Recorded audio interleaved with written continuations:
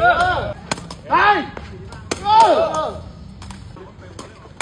เยี่ยมเลยเยี่ยมไปไหนอ่ะดูครับเดี๋ยวพี่ตีไปเยี่ยมโอ้โหหายแล้วโอ้โห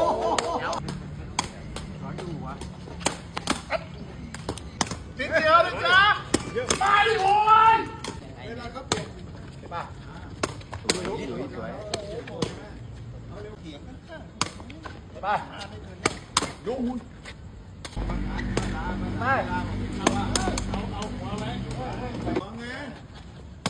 นี่ละลุยเนี่ย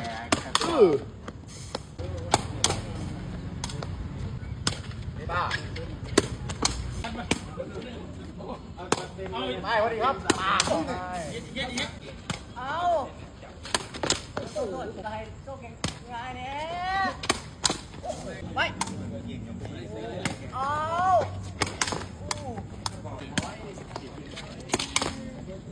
เนี่ยคนรับเนี่ยน้อง